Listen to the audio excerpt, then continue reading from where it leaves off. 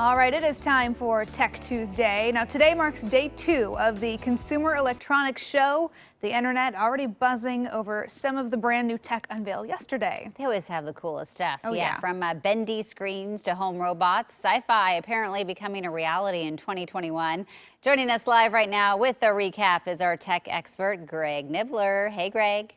Hello. Yeah, it's kind of weird this year. I mean, normally down there in Vegas with like 200,000 people seeing all this in person, but it's all virtual, just like everything else, but still some really cool stuff coming out. And I like to kind of focus on some of the more futuristic things that we can actually see soon. And the first one is that you mentioned bendy screens. We've seen the foldable screens for phones, but now rollable is something that does look like it's going to be coming out, at least according to LG. So they showcased this phone that actually does that. It's like a screen that'll kind of roll out itself.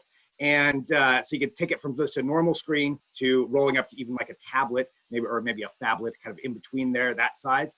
But kind of a cool use of technology. You've got that, and then you've got another one that's actually something that they were talking about from TCL. This one's a little bit further out, but it's the idea of basically a scroll. Like an old-time scroll, you'd have two handles, you pull it out, and you'd have a screen right there that you could then zip back up and throw in a backpack or something like that. It's pretty cool technology, pretty futuristic, but the phone itself, that part is supposed to be out later this year. That's pretty cool. I wonder how durable these rollable screens are. That's always my question is like, is it going to break faster than my iPhone already breaks? Because I'm hard on my tech.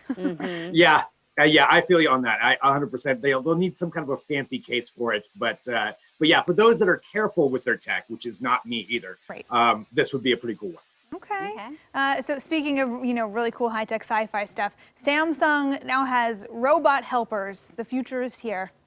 Yeah, so this is the whole idea that Samsung kind of showcased at their presentation of having all of your devices in your house, incorporated into one another, and then going to that final thing that we all need, which is a robot butler, essentially. And that's what they showcased. It's called the Bot Handy. That is the name of the device. And so it's a robot with a giant arm on it that can go around your house. It uses AI to kind of learn what you do so that it can figure out ways to help. And a couple of things with the arm itself, and this is what the video they showcased, it can learn what it's picking up so it doesn't, crush things with its crazy robot strength, but it can pick up like dishes, put them away for you. It could, they showcased it bringing this guy a glass of wine, which, who doesn't want a robot bringing you wine?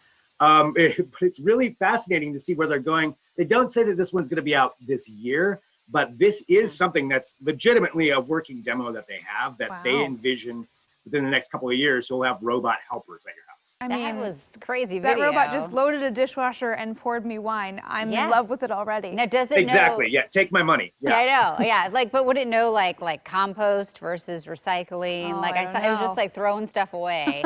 That's true. I don't know if it's Portland ready yet, but still, We're in. It'll have a Portland upgrade. Yeah. Right. Hey, speaking of like robots and just machine stuff, autonomous Indy racing, that could be a new sport apparently.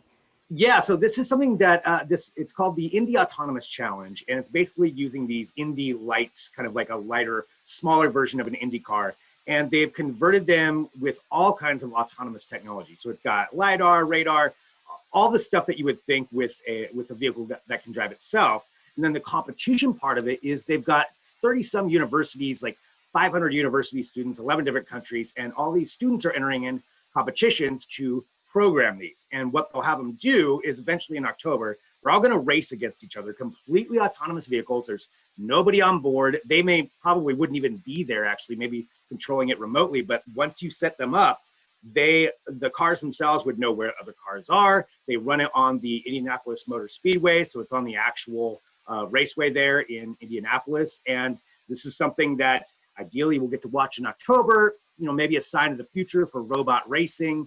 But it's pretty cool thinking about, again, the tech behind it and just where it's at, to where these things could be going, however fast they're going to end up going, and competing against each other and ideally not crashing, although there's no one on board, so it's not, nobody's going to get hurt. But still, pretty cool how they're working on this. Yeah, it is just wild to me, some of the stuff that we're seeing autonomous now, Yeah. things Yeah, I and this is didn't just a think I'd tiny see. part. Yeah. Yeah. How is the CES, the show, by the way, this year? Because isn't it pretty much all virtual? I know It's usually it's in person, obviously. Yeah, it usually, I mean, and usually I'm down there in Vegas. Like I said, like 200,000 people come to Vegas, and there's thousands of booths and these multi-million-dollar displays. This year, it's about 15 hours a day looking at Zoom meetings, and that's really, really how it all works. So it's very strange. I think it's cool that they're still putting it on. We're getting to see these video demos of everything, but the hands-on experience and finding that cool random tech on some tiny booth in the basement of a casino. Sometimes you'll find like just some real gem there. That's kind of out the window for this year because you just can't get exposure to those ones.